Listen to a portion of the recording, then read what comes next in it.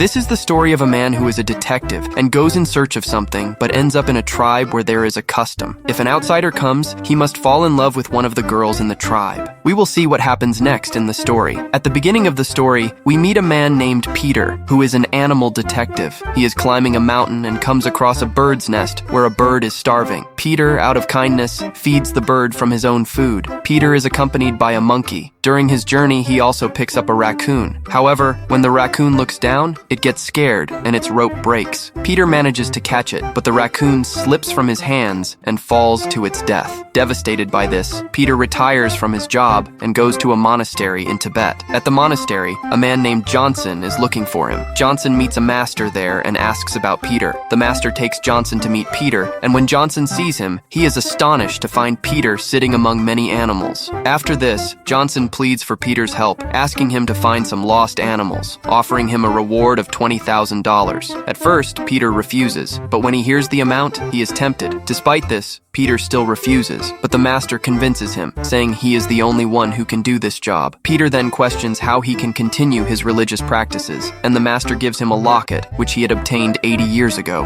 After receiving the locket, Peter agrees to go with Johnson. The people in the monastery are happy about Peter's decision, and they begin to celebrate. Peter, on the other hand, remarks that he has never seen them do this before, as they had been quite irritated with him, and now they are celebrating his departure. Johnson tells Peter to take a plane, but Peter insists on meeting him downstairs and leaves. Later, Peter sneaks away and comes downstairs as well. Eventually, both board the plane and head to Lebanon in Africa. After arriving, Peter takes a car and drives off. The road is rugged and wild, so Peter opts for a shortcut. He navigates through several potholes before finally flipping his car into a makeshift parking spot. Once there, Peter notices animals being killed and trained. At that moment, a man training a horse approaches him. Peter grabs the man's whip and strikes him with it, saying, "Does it hurt? That's how the horse feels when you hit it." Johnson then introduces Peter to the man. Observing the man's shoes, Peter comments, "These shoes are from the black market in Africa." The man, named Vincent, feels insulted by this remark. They proceed inside, where a party is taking place. At the party, Peter meets the king. Spotting a couple, Peter notices a woman wearing a fox fur scarf. He questions her choice, asking why she's wearing it. The lady responds, "You should try it. It's fun." This sparks an idea in Peter's mind. He punches the woman's husband, knocking him unconscious, and wears the fur scarf himself. He begins singing and dancing, startling everyone at the party. Vincent becomes furious with Peter, drags him to a room, and confronts him about his behavior. In the scene where they meet the security chief named Hitu, he begins explaining the situation by showing them a video. During this explanation, Peter starts behaving inappropriately, which amuses Johnson, though he tries to control his laughter. Meanwhile, Vincent gets angry at Peter's antics, but Peter, being himself, mocks Vincent. Vincent then takes Peter to another room and sarcastically tells him to enjoy himself. As Peter enters the room, he notices animal masks hanging around, and this sight makes him start making strange noises.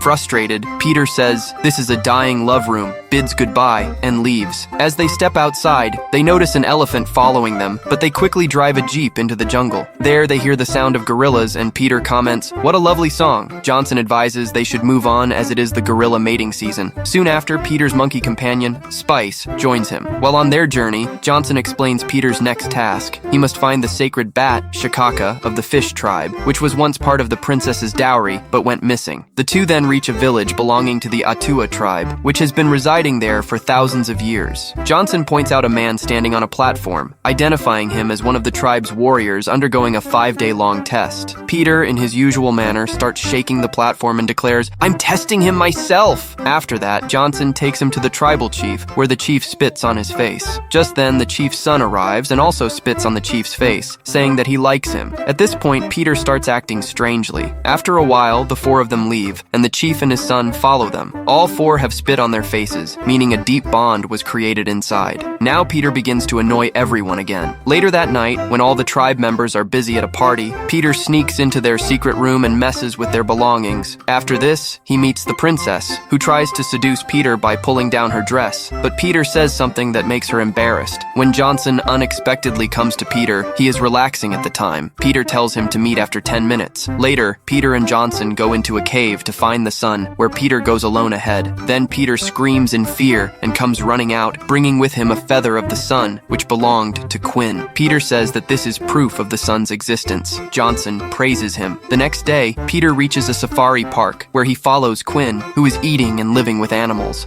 After this, Peter climbs into an electronic rhino. He starts following Quinn, and because of the heat inside, Peter begins to take off his clothes. Meanwhile, Quinn and Johnson leave as well. Peter then gets stuck inside the rhino and notices a hole behind it. He tries to escape through it, but just then, people wandering in the jungle arrive, and they think a rhino gives birth to a man, and Peter somehow escapes. Meanwhile, Johnson captures Spice the monkey, but Spice knocks Johnson unconscious with a shot. When Johnson regains consciousness, he finds Peter sitting in front of him and asks about the bet, but Peter tells him he didn't find it. In the next scene, Peter is shown running through a jungle while someone attacks him with arrows. Peter gets hit and falls unconscious. When he wakes up, he finds himself with a princess, where Johnson also arrives. Johnson asks Peter if he saw who shot the arrows, but Peter says he only saw the attacker's feet. The princess then says that the arrows belong to Vajatu Samant, a man who opposes their tribe. Peter decides to meet the man, and the princess secretly follows him. Peter disguises himself by wearing their masks and tries to blend in with the group. However, they recognize him and capture him, considering him an enemy. At that moment, Uda arrives. Peter asks Uda to translate his words to the people, but Uda twists his words, causing the tribe to grow angrier. They tell Peter that if he passes the Vajatu test, they won't kill him. The tests begin, and Peter starts passing each one successfully. However, the final challenge is the Circle of Death, where Peter has to fight a member of the Vajatu tribe. The fight begins, and Peter is badly beaten. The opponent throws a spear at Peter's leg, injuring him. Peter asks Uda for another spear, but Uda hands him one that accidentally strikes his other leg. Seeing this, everyone around bursts into laughter at Peter's plight. The next day, the Vajatu tribe releases Peter, as they have now become good friends. However, they make it clear that if they don't find the bat, they will fight again. As Peter leaves, he examines the arrow stuck in him and realizes it was the Vajatu tribe's doing. He warns Uda to stay cautious. In the following scene, two Australian hunters are seen crafting the same tranquilizer arrow, and the white bat is caged with them. Peter tracks them down and imitates the sound of a female gorilla. The hunters, thinking a gorilla is nearby, follow the sound to capture it. Meanwhile, Peter reaches the cage where the bat is kept. However, as soon as he turns around, he is tranquilized and loses consciousness. When he regains consciousness, he finds himself floating in water, tied alongside Spice, his animal companion. Spice escapes to a tree, leaving Peter to drift toward a crocodile. A fight ensues between Peter and the crocodile. Peter then meditates and connects with his master to seek guidance. His master provides him with some insights about the situation. Peter returns to Vincent and Hitu and questions them about the white bat. Vincent denies having the bat, but Peter reveals he already knows the truth because when they first met, Peter noticed Vincent's shoes and realized he had the white bat. Peter then asks Hitu to sing a song, but Hitu refuses. At that moment, the two Australian hunters arrive with the white bat. Upon seeing them, Peter acts strangely, leading Hitu to arrest him and escort him outside to put him in the car. Suddenly, an elephant arrives, pushes Hitu aside, and takes Peter with it. The elephant calls its companions, and soon a large number of animals storm into Vincent's office. There, they start attacking the four men. Seeing this, Vincent grabs the cage with the white bat, jumps into a car, and drives away. Peter, on the other hand, gets into a large truck and chases after him. During the chase, Vincent's car crashes into a tree, causing the cage with the white bat to fly out and get stuck on a nearby tree. Vincent escapes from there. Meanwhile, two tribal groups, Vajati and Vajatu, are about to fight each other when Peter arrives with the white bat. Seeing the bat, both tribes bow down. Uda then chases after Vincent to catch him, but a gorilla catches Uda instead and drags him behind a tree where it starts engaging in playful antics with him. In the end, the prince and princess get married. Later, the prince runs out of his honeymoon room, screaming. Peter asks Johnson why the prince is behaving this way. Johnson explains that the prince is upset because his wife said he isn't a virgin. After hearing this, Peter starts running away, and the tribespeople chase after him. And with this, the movie ends.